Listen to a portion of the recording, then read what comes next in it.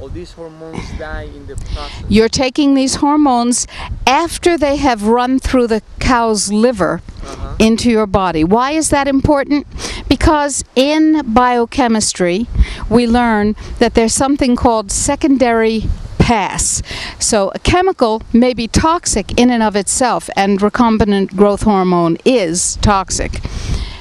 But once it goes through the cow's liver, it's changed into something that is even more toxic.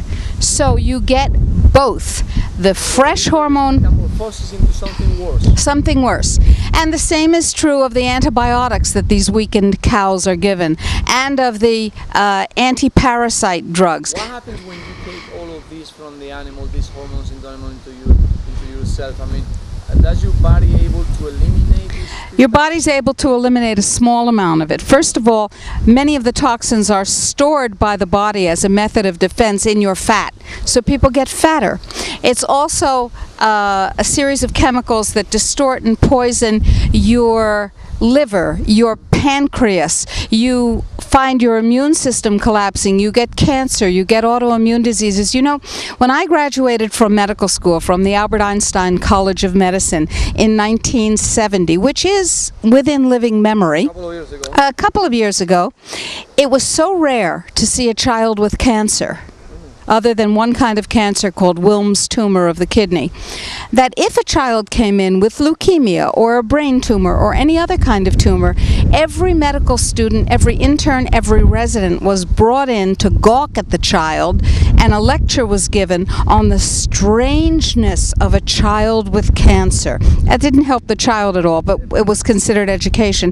Today, according to the World Health Organization, for a child born in 2000 or later, 50% of those children will, by 2020, either have died from cancer or have had cancer and survived the devastatingly ineffective treatment. That's one child in two.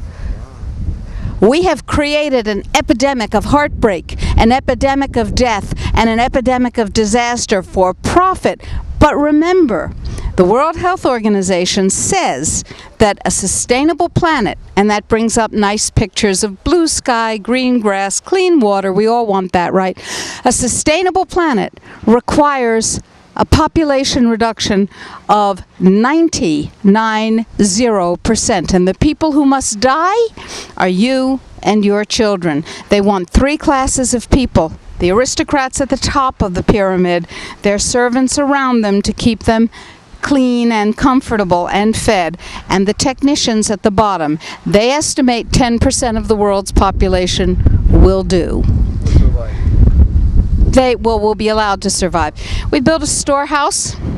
That's a work in progress. When is this going to be ready? I would say that we also have another project over there. There will be a performing arts center. It will be a sprung dance floor of approximately 60 feet in length and maybe 45 feet in width. It'll have a big roof, no windows or walls. It will be open to the elements, and we'll dance and have music there, because no healthy life is without the arts. Absolutely.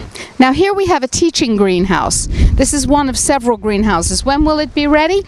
Oh, I think that the construction here will be finished in about 6 months. But of course, things can go wrong. Panama. This is Panama. Yeah. Ahorita. Ahorita. This is a teaching greenhouse. You see that we have small divisions. They're 1 foot by 1 foot. And in these small divisions, we have different kinds of plants. Let's close the door to keep whiteflies and other things like birds out. Now, what we're doing is several-fold. First of all, we're finding out what grows here. These are all beyond organic seeds. Beyond organic seeds. They are organic, they are open pollinated, they are untreated, and they are non-hybridized. So they breed true. Everything here comes from an organic seed. And we're propagating to see what it is that grows here well, and to see the best way, what needs the most natural fertilizer, what grows fastest. And so push your way past the this is a Brussels sprout plant, and if you look down here you can see the Brussels sprouts coming out. Now this plant is being attacked by a worm. Here's the tiny little worm, and you can see it eating its way across the leaf.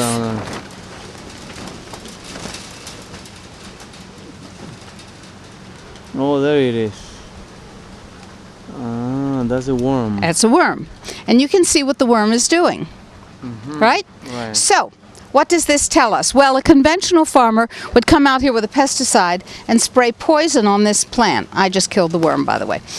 We're not doing that. What we're doing is taking this as a gift from nature so that we can learn which of our natural techniques and tools will control this kind of worm. And then we'll teach the farmers that we work with.